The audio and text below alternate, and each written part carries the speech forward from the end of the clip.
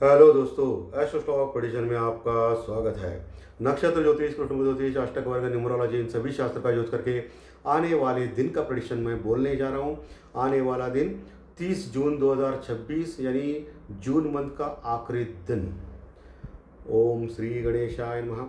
Channel के description box में below the title disclaimer रखा है, इसको कृपया पढ़िए। यानी एज पर डिस्क्लेमर ये एजुकेशनल प्रोग्राम है, इसके तहत जो भी मैं बोल रहा हूँ ये मेरी पर्सनल राय है, मेरी खुद की राय है। आपके प्रॉफिट या लॉस, लाभ या हानि के लिए मैं और मेरा चैनल जिम्मेदार नहीं रहेंगे, रिस्पॉन्सिबल नहीं रहेंगे। ये प्लीज़ नोट करके रखिए। मेरा एस्ट्रो स्टॉक प्रेडिक्शन चैनल केवल और केवल सिर्फ और सिर्फ यूट्यूब पे ही अवेलेबल है, बाकी कहीं भी नहीं। ये भी नोट करके रखिए। और किसी भी इन्वेस्टमेंट या ट्रेडिंग के पहले शेयर मार्केट में आप किसी अच्छे फाइनेंशियल एडवाइज़र जो सेबी रजिस्टर्ड हो उसका आप एडवाइस ले सकते हो, ताकि आपको ट्रेडिंग करने में कुछ फ़ायदा हो। चलिए शुरू करेंगे। सो दोस्तों, आज मार्केट निगेटिव क्लोज हो गया, पूरे दिन लगभग निगेटिव रहा। और आपको जान के ताज्जुब होगा, ये 3 दिन पहले यानी बुधवार के दिन मैंने प्रेडिक्ट किया था मेरे एडवांस 3 डे ज्योतिष शास्त्र प्रेडिक्शन कार्यक्रम में कि आज सोमवार को, यानी 3-4 दिन पहले ही मैंने बोल के रखा था कि आज सोमवार को मार्केट निगेटिव रहेगा, मंदा रहेगा, और एस्ट्रोलॉजिकल टाइम भी दिया था। कमाल है, ये सब कुछ एस्ट्रोलॉजी का कमाल है। फाइनेंशियल एस्ट्रोलॉजी, नक्षत्र ज्योतिष, कृष्णमूर्ति ज्योतिष, केपी ज्योतिष जो साउथ इंडियन ज्योतिष है, सबका कमाल है। लगातार ज्योतिष शास्त्र प्रेडिक्शन सही आ रहे। सिर्फ अनफॉर्चुनेटली कल जो फ्री यूट्यूब चैनल है, ये जो यूट्यूब चैनल है मेरा, वो जो फ्रीली मैं बोलता हूँ शाम को, वो मैं नहीं कर पाया क्योंकि मैं आउट ऑफ स्टेशन था, इसके लिए मैं नहीं कर पाया हूँ। लेकिन आज मैं आया हूँ कल के लिए, कल का प्रेडिक्शन क्या बोलने के लिए। लेकिन एडवांस 3 डेज प्रेडिक्शन में कोई प्रॉब्लम नहीं होता है। वो उस सर्विस में क्या होता है, उस कार्यक्रम में क्या होता है, मुझे ऑडियो क्लिप देना पड़ता है आने वाले 3 दिन का प्रेडिक्शन का, और मैंने वो दे दिया था। इसलिए जो भी एडवांस 3 डेज प्रेडिक्शन में शामिल थे उनको पता था कि आज मार्केट क्या होगा, मार्केट में क्या होगा। और मैं हमेशा बोलता हूँ कि ये दिशादर्शी शास्त्र है, टेक्निकल डाटा हो या ज्योतिष शास्त्र प्रेडिक्शन, ये हमेशा 100% सही नहीं आ सकते हैं। लेकिन गणेश जी का आशीर्वाद इस चैनल के ऊपर पिछले 5 साल से है, और ज़बरदस्त रिजल्ट्स आ रहे हैं एज़ पर एस्ट्रोलॉजी के, ज्योतिष शास्त्र प्रेडिक्शन के। लेकिन मैं हमेशा बोलता हूँ, जो भी आपको काम करना है, proper stop loss, proper hedging, कम से कम लॉट पे काम करना, अपना कैपिटल ख्याल रखना, और जो फाइनेंशियल एडवाइज़र जो है सेबी रजिस्टर्ड, उनका एडवाइस आप ले सकते हो आपके ट्रेडिंग इन्वेस्टमेंट के लिए, वो ज़रूरी है दोस्तों। बाकी अगर खुद ट्रेडिंग करेंगे तो आपको ये फाइनेंशियल एस्ट्रोलॉजी का प्रेडिक्शन या टेक्निकल डाटा, उसका आप सही मायने में यूज़ करना आना चाहिए आपको। इंडिकेटर्स होते हैं, उसका यूज़ करके स्टॉप लॉस, सपोर्ट, रेजिस्टेंस, तो फिर आप कर सकते हो कुछ ना कुछ। ओके, लेकिन ऑप्शन और फ्यूचर बहुत ही डेंजरस है। 10 में से 9 लोग इसमें हारते हैं एज़ पर सेबी रजिस्टर्ड। सो बहुत ही आपको केयरफुल काम करना चाहिए, ये मैं हमेशा और सदैव बोलते रहता हूँ। बहुत सारे लोग बोलते हैं कि हमेशा हर वीडियो में बोलना ज़रूरी है गुरुजी, लेकिन मैं बोलता हूँ हर वीडियो में बोलना ज़रूरी है, क्योंकि बहुत सारे नए सब्सक्राइबर जुड़ते हैं और नए लोग स्टॉक मार्केट में आते हैं, उनको पता नहीं होता है, उनको लगता है कि सब लोग भगवान हैं। ऐसा नहीं है, कोई भगवान नहीं होता है, किसी का भी 100% सही नहीं हो सकता है, इंक्लूडिंग मी। सो मैं हमेशा चेतावनी देता रहता हूँ कि आपका पैसा है, खुद का पैसा है, आपकी लोन का पैसा हो या आपका परिश्रम का पैसा हो, लेकिन आपको उसको प्रिजर्व करना आना चाहिए, उसको सेव करना आना चाहिए। अनाप शनाप ट्रेडिंग करके, जुआबाजी, सट्टेबाजी करके सिर्फ कॉल लेना या सिर्फ पुट लेना, लगाना, ये गलत चीज़ें आप ना करें। मैं हमेशा बोलता हूँ, ये तो बहुत डेंजरस सिचुएशन आती है स्टॉक मार्केट में दोस्तों। सो हमारा जो इंडस्ट्रियल आउटपुट का जो डाटा रिलीज़ होगा वो अच्छा है, 5.5%, उसका कोई प्रॉब्लम नहीं है। सिर्फ हमारा एक ही प्रॉब्लम चल रहा है, जो बारिश इस साल मई महीने में, पिछले साल बहुत गिरी थी, लेकिन इस साल मई महीने में तो कुछ गिरी नहीं है, और जून मंथ में भी नहीं गिरी है। अभी थोड़ा थोड़ा चालू है सभी एरिया में, साउथ इंडिया बोलो या महाराष्ट्र कर्नाटक बोलो, यहाँ सब चालू है, थोड़ा ऊपर भी चालू है, लेकिन ज़्यादा नहीं गिर रहा है। ये अगर बारिश इस बार कम गिरती है तो इसका प्रॉब्लम आ सकता है हमारी इकोनॉमी के ऊपर। ये एक बहुत चिंता का विषय है। प्लस अभी जो क्वार्टरली रिजल्ट्स भी डिक्लेयर होंगे, उसका भी इस मंथ में बहुत ही वेटेज रहेगा। तो ये चीज़ें आपको इस मंथ में ध्यान में रखना है, जुलाई मंथ में, ठीक है। जुलाई मंथ इसके लिए फेमस होता है, क्योंकि अप्रैल, मई, जून इसके रिजल्ट्स जुलाई में डिक्लेयर होते हैं, और फर्स्ट क्वार्टर के जनवरी, फरवरी, मार्च के रिजल्ट्स अप्रैल में डिक्लेयर होते हैं।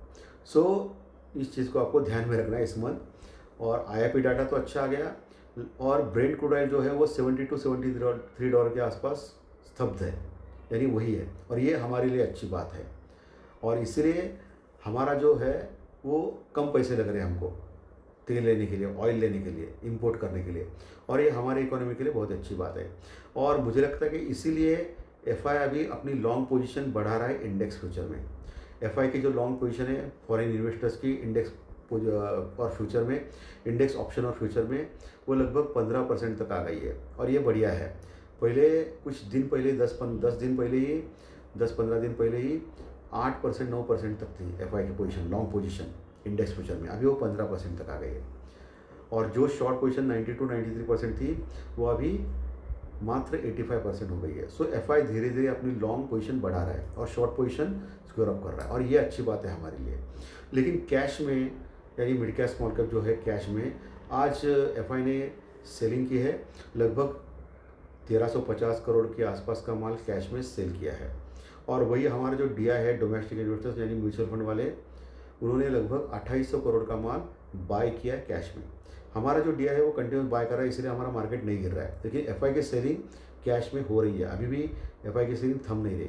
लेकिन इंडेक्स में, इंडेक्स फ्यूचर ऑप्शन में थोड़ा सा वो कवर कर रहे हैं, ये एक अच्छी बात है हमारे लिए। ठीक है, डॉलर इंडेक्स थोड़ा सा कमज़ोर हो गया है, इंडियन रुपीज़ भी आज कमज़ोर हो गया है, और ब्रेंट क्रूड ऑयल वही है 70 टू 73 के पास। यूरोपियन मार्केट, अमेरिकन मार्केट अच्छे खासे है, लेकिन हमारा मार्केट गिरा है। रीज़न कुछ भी नहीं था, लेकिन ये प्रेडिक्ट किया है एडवांस 3 डेज प्रेडिक्शन में, पहले ही 3-4 दिन पहले कि आज क्या होना है। और ये बहुत ताज्जुब की बात है। इसका मतलब एस्ट्रोलॉजी होती है, ज्योतिष शास्त्र होता है। जैसे कि भगवान दिखता नहीं है, लेकिन भगवान को मानते हैं बहुत सारे लोग पूरे वर्ल्ड में, ऐसे ही एस्ट्रोलॉजी को मानना चाहिए आप लोगों को।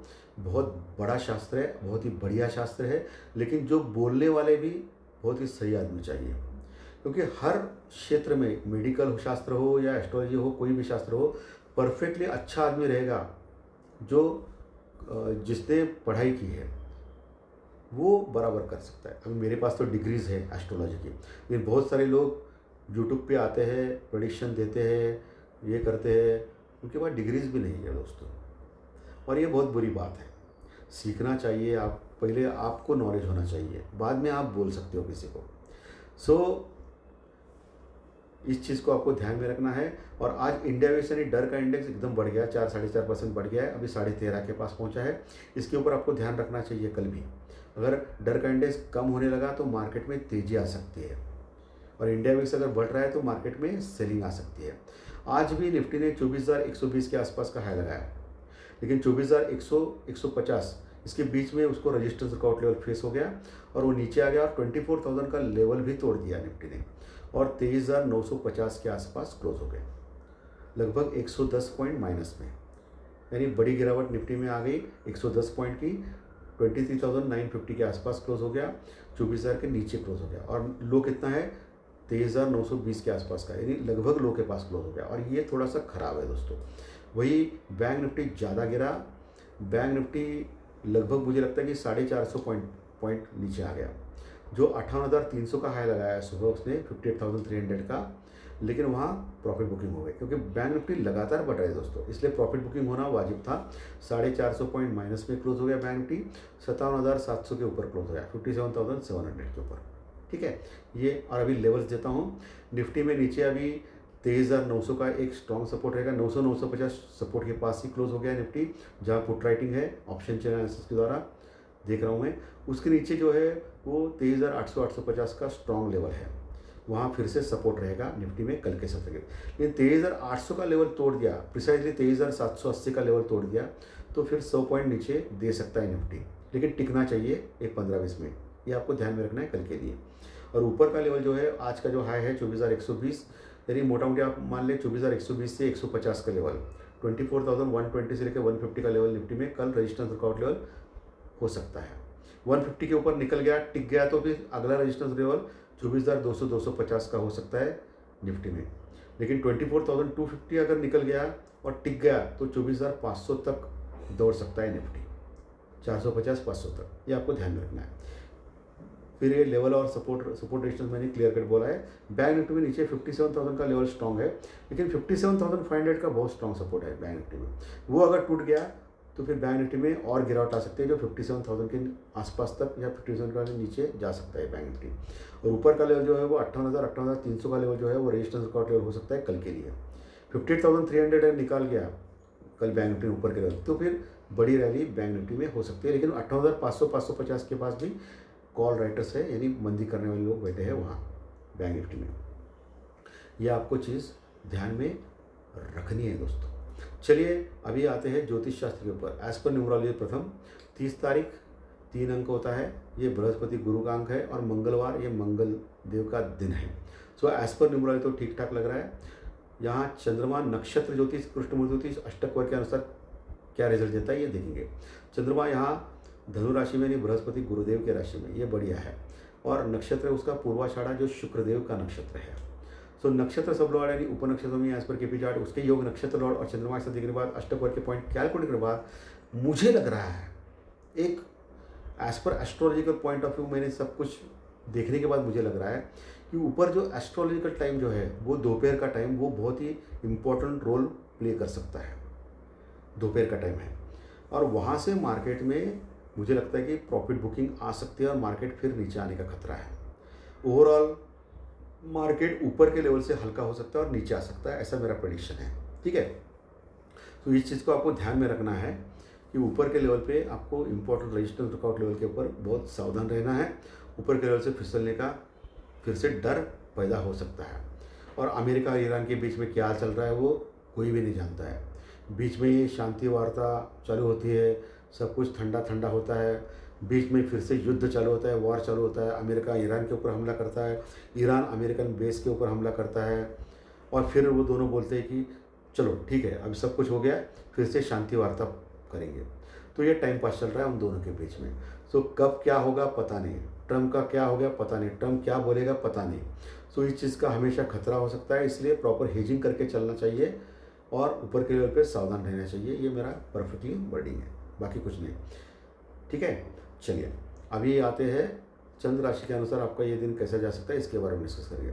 दोस्तों, जिनकी मेष राशि है उनको अच्छा जा सकता है, वृषभ मिथुन को खराब जा सकता है, कर्क सिंह को अच्छा जा सकता है, कन्या तुला को खराब जा सकता है, वृश्चिक धनु को अच्छा जा सकता है, मकर कुंभ राशि वालों को मिक्स जा सकता है और मीन राशि को अच्छा जा सकता है।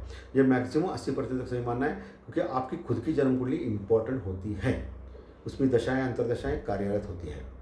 चलिए अभी अंक शास्त्र, न्यूमरोलॉजी, संख्या शास्त्र यानी आपकी डेट ऑफ बर्थ, आपकी जन्म तारीख के अनुसार आपका कल का दिन कैसा जा सकता है इसके बारे में डिस्कस करेंगे। जिनकी डेट ऑफ बर्थ यानी जन्म तारीख 1 तारीख, 10 तारीख, 19 तारीख या 28 तारीख उनको अच्छा जा सकता है। 2, 11, 20, 29 डेट वालों को भी अच्छा जा सकता है। 3, 12, 21, 30 डेट वालों को भी अच्छा जा सकता है। 4, 13, 22, 31 डेट वालों को खराब जा सकता है। 5, 14, 23 डेट वालों को खराब जा सकता है। 6, 15, 24 डेट वालों को भी खराब जा सकता है। 7, 16, 25 डेट वालों को मिक्स जा सकता है। 8, 17, 26 डेट वालों को भी मिक्स जा सकता है। और जिनकी डेट ऑफ बर्थ 9 तारीख, 18 तारीख या 27 तारीख है उनको अच्छा जा सकता है। अच्छे रिजल्ट के लिए चंद्र राशि के रिजल्ट और डेट ऑफ बर्थ के रिजल्ट एक साथ लिखा है। दोनों अच्छे तो अच्छा, दोनों खराब है तो खराब, एक अच्छा है खराब है तो मिक्स जा सकता है, जाने वाला है। ऐसी कोई भी गारंटी चैनल के ऊपर नहीं मिलती है। ये दिशा आदर्शक शास्त्र है, ये हमेशा 100% सही नहीं आ सकते। धन्यवाद। आज का विषय अच्छा लगा तो लाइक दबाइए, कमेंट बॉक्स में कमेंट लिखिए, और जो नए दर्शक पहली बार चैनल देख रहे हो सब्सक्राइब बटन जरूर दबाएं, ताकि आपको आने वाले सभी वीडियो इसी चैनल के ऊपर सिर्फ और सिर्फ यूट्यूब के ऊपर जरूर देखने मिले। धन्यवाद, फिर मिलेंगे। Thank you very much.